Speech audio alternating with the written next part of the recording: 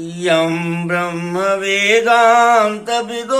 वदन्ति परं प्रधानं पुरुषं तथान्ये विशोद्गते कारणम् ईश्वरं वा तस्मै नमो विघ्नविनाशनाय। हे गणपति देवता, आप विघ्न विनाशक, उद्भव के, प्रकृति के उद्भव के कारक और सृष्टि चक्र का प्रबंधक हैं। माता ने आपको एक तत्व के रूप में, 36 तत्वों में से एक तत्व के रूप में, विवेक तत्व के रूप में रखा है।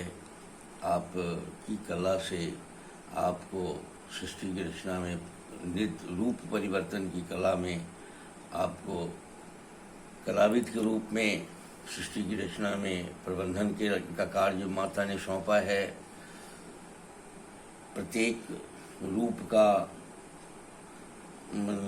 जो बनावट है, जो चर्चा है हमारे शास्त्रों में, वेद में, कि कोई रूप जो प्रकृति एक बार बनाती है वो कभी उस रूप का कभी कोई वस्तु न था, न है, न होगा। इसलिए किसी का जोड़ा नहीं बनता। ऐसी स्थिति में इस सृष्टि की रचना का इतना जटिल कार्यक्रम आप संभालते हैं और रूप परिवर्तन की क्रिया में नित्य नवीन, अनूठा, अद्वितीय सृष्टि की रचना आगे की ओर बढ़ रही है। यह भी सच है कि भूत को आप भूत लौटती नहीं है। प्रत्येक वर्तमान एक नई सकल सूरत देकर प्रकृति भी परिष्कृत होते चली जा रही है। उसका भी सकल सूरत रूप रंग बदल रहा है। जीव, प्रकृति के अंतर्गत का जो जीव है, यह भी परिष्कृत होते चला जा रहा है। पेड़ पौधे भी सब परिष्कार की ओर आगे बढ़ रहे हैं। वर्तमान में जो परिष्कार हो रहा है, अगले क्षण का किसी को अता पता नहीं है कि अगले क्षण क्या होगा, लेकिन परिस्थितियां परिष्कार की ओर बढ़ रही है। कितना दिन से ये क्रिया चल रही है, यह मनुष्य को पता नहीं है। चूँकि रूप परिवर्तन में सबसे पहले माता ने 1 से 2 ही परिवर्तन की, 2 से 4, 4 से 8, ये क्रमशः आगे बढ़ता चला गया। यही बढ़ते हुए आज अरब खरब में मनुष्य है, या जीव जंतु हैं, या पेड़ पौधे हैं। ऐसी स्थिति में ये इतना बड़ा नियंत्रण हे गणपति देवता आप करते हैं। इसी में से मनुष्य निकलता है। इसी सारी क्रियाकलाप पेड़ पौधों के भोजन पर, प्रकृति पदार्थों के भोजन पर, आहार सेवन पर निर्भर है। आप थोड़ा सा कृपा कीजिए कि जिसमें हमारे देश के लोगों को एक विवेक का जो चेतनता, विवेक की चेतनता मिले, ताकि वे सब लोग स्वास्थ्य की रक्षा, रोगी मनुष्यों को रोग मुक्त होने में विलम्ब न हो, उस ओर ये आगे बढ़े।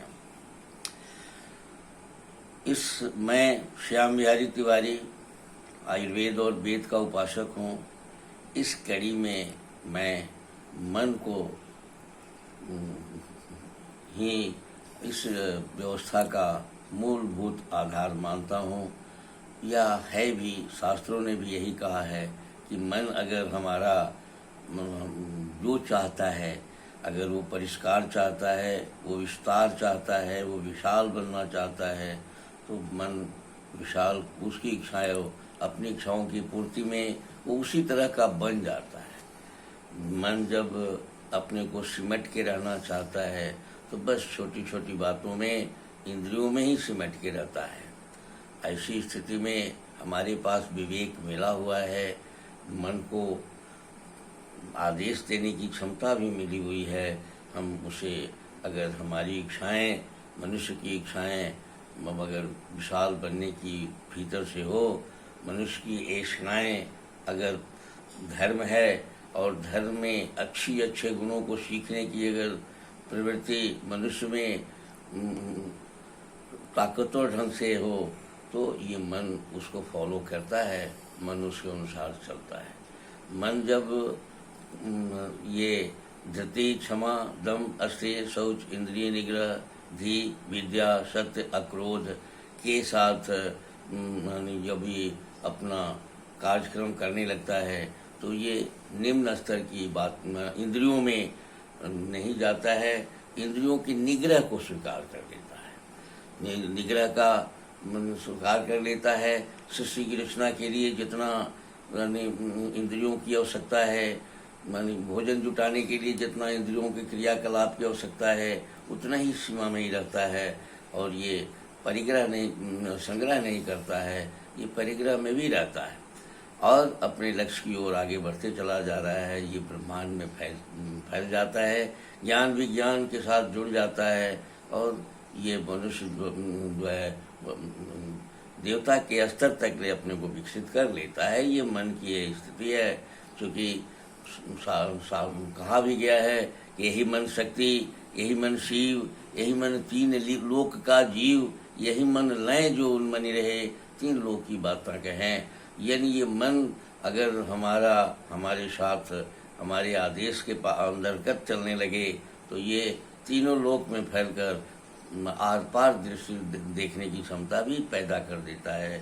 जो मन बहुत छोटी छोटी बातों में, कलह में, छोटे इंद्रियों में फंसा रहता है और दूरी बने ये बेवकूफ़ बना रहता है, वही विद्वान हो जाता है, वही जानकार हो जाता है, वही विवेकशील हो जाता है, वही आत्म तत्व में प्रकाश बन जाता है। ऐसी स्थिति के लिए मैं प्रयास करता हूँ कि आप इस क्रियाकलाप का जो मन को आप अपने स्तर से चलाने का प्रयास करें, और मन को अगर अपने स्तर पर चलाने की प्रयास आप करने लगेंगे तो ये मन मानेगा, क्योंकि आपके भीतर वो इंतजाम है कि आप जो चाहेंगे मन को आपके आदेश को मानेगा। लेकिन अभ्यास से एकाएक आप चाहेंगे कि मन हमारे अनुकूल चलने लगे तो संभव नहीं है। पहले इसको अपने इसे क्रियाकलाप को देखने के बाद उसकी समीक्षा की कोशिश करेंगे तो ये मन आपके अनुसार चलने लगेगा। इस कार्यक्रम की कड़ी में ने कहा कि साहब शौच, इंद्रिय निग्रह तक हम लोग बातचीत किए हैं।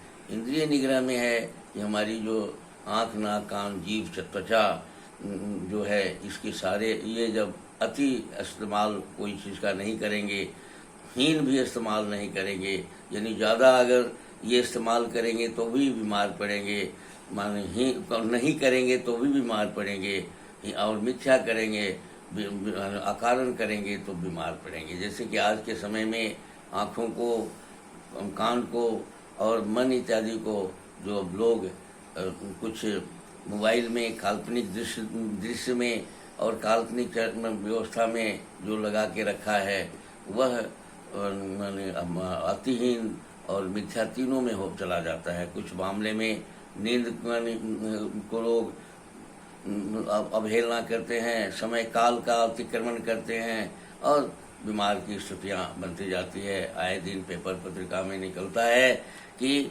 मनुष्य जो है, अधिक से अधिक लोग या यंग लोग या बच्चे भी मोबाइल इत्यादि में आकर और अपने मन को विकृत बना लेते हैं, अपने मन को सही ढंग से नहीं रखते हैं। काम में, और जब हम काम ही लाइफ है, सेक्स के बिना जीवन चलता नहीं है। हमारे शरीर में जो हम खाते हैं वह जब पचता है तो सेक्स के आधार पर ही हमारे जो सेल की जो गुच्छा बनती हैं या सेल का जो हमारा शरीर बनता है, प्रतिक्षण हमारे शरीर में 70 और 90 के अनुपात में सेल का मरना और जीवन नया जन्म लेना 70 और 30 के अनुपात में ये क्रिया चलती रहती है। वह भी सेक्स के ही आधार पर चलता है, मैथुनी चक्र से ही चलती है। बातों में भी मैथुनी चक्र है।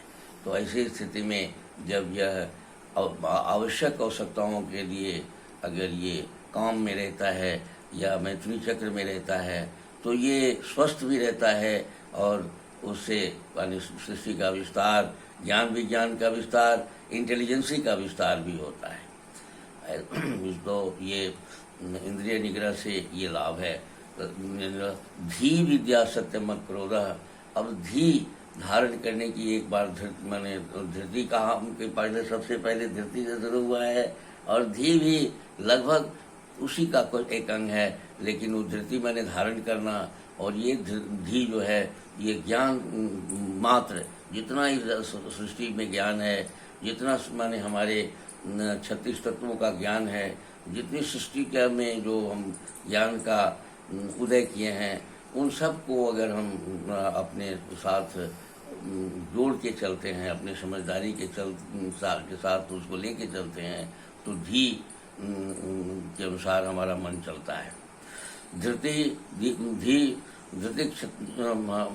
के साथ अगर हम क्षमा और अस्तेय में रहते हैं तो ही हमारा मन बहुत ही ऊंचा क्लास में अच्छे स्तर पर रहता है, ज्ञान विज्ञान का अर्जन करता है और यश कीर्ति मान मर्यादा को प्राप्त करता है।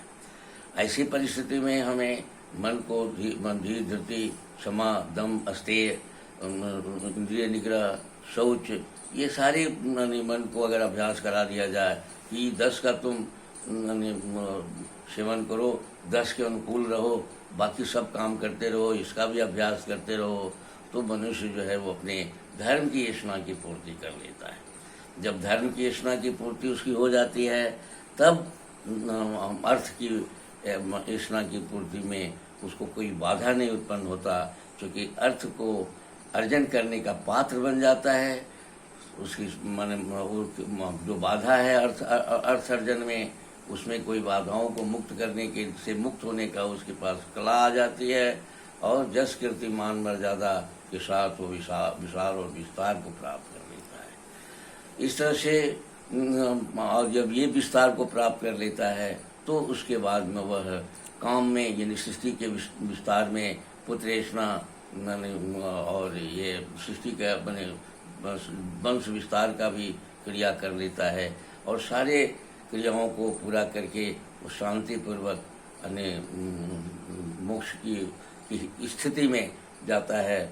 यहाँ मोक्ष का अर्थ पुनर्जन्म से मतलब नहीं है। मोक्ष का आम अर्थ लोग लगाते हैं कि जीवन मरण से मुक्ति को मोक्ष कहते हैं। यहाँ अपने सारे शांतिपूर्वक कार्यों को संपादन करने के बाद जो कर्तव्य जो हमारा बनता है उस शांतिपूर्वक अगर हमारा सारा जीवन चल रहा है तो यहाँ उस मोक्ष से यही अर्थ लगाया गया है।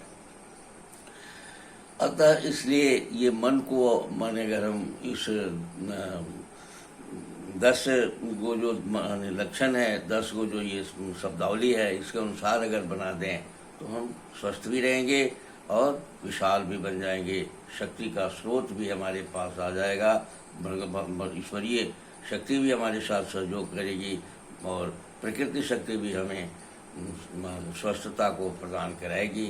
इस तरह से इन सारी बातों की को जागृत करने की कोशिश अगर हम लोग करें तो भी ये स्वस्थता की ओर हम लोग बहुत आगे बढ़ सकते हैं। इसी के साथ आज का यह कार्यक्रम आपको समर्पित करता हूँ और प्रार्थना करता हूँ कि अपने को देखने की, मन धारण करने वाले गुणों के साथ जोड़ने की कृपा करेंगे। आप प्रयास करेंगे, विचार करेंगे।